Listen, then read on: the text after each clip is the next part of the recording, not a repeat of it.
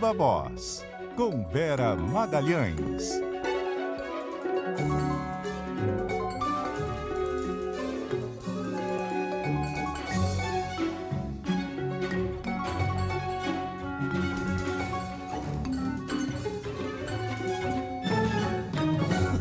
Vera?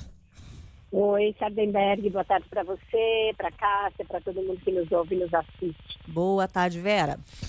Vera, o assunto é a relação agora entre o governo, entre o executivo e o legislativo, entre o governo e o Congresso, já que o governo recorreu ao Supremo para, enfim, declarar a inconstitucionalidade ou, por outro lado, declarar a constitucionalidade do decreto que aumenta a alíquota do IOF. Ficou um clima, como é que você analisa esse clima que ficou entre o governo e o Congresso, Vera? O clima agora é de guerra total declarada, Sardenberg. E o pior, como naqueles últimos capítulos de novela, todo mundo vai se encontrar em Lisboa, né? Porque o presidente da Câmara, Hugo Mota, já viajou ontem mesmo, ele teve um jantar aqui em São Paulo, mas voltou a Brasília e embarcou no avião da FAB no mesmo dia. O advogado-geral da União, Jorge Messias, também está lá para participar do evento do ministro Gilmar Mendes. E o ministro Alexandre de Moraes, que é quem vai ser o relator de todas essas ações, já era da ação do PSOL relativa ao mesmo tema, e agora deve também herdar a relatoria da ação do governo por ali aproximação, por uma atrai a outra, também está no evento. Então vai ser um evento para lá de agitado, tenso, em que certamente as partes envolvidas vão tocar no assunto. O Congresso tinha uma esperança que o governo recuasse da ideia de ir ao Supremo e deixasse só a ação do PSOL lá correndo, mas prevaleceu o entendimento de que o governo deveria marcar posição, buscar a constitucionalidade de ter recorrido ao decreto, primeiro porque precisa da receita do IOF, todas as outras soluções colocadas na mesa, estudadas,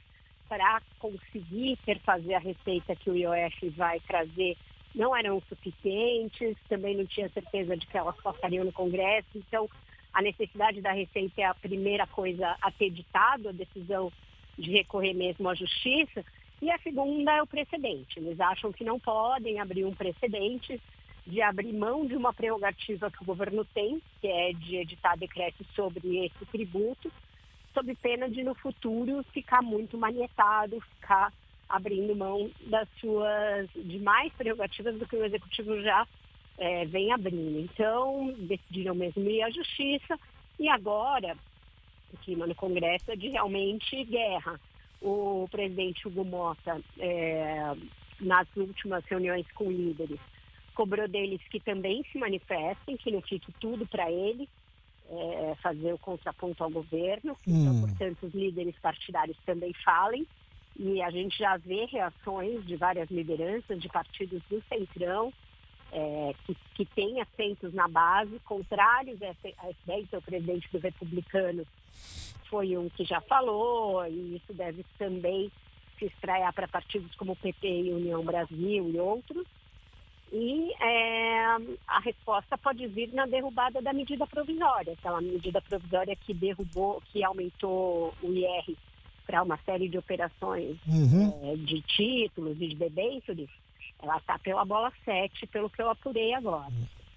Agora, Vera, depois de tudo isso que aconteceu, dessa decisão do governo de fato, ingressar no Supremo, a história que a gente estava ouvindo até aqui de algumas fontes, por exemplo, citadas em reportagem do jornal o Globo, que a negociação com o Congresso continua, meio difícil essa negociação continuar de forma pacífica a partir de agora, né?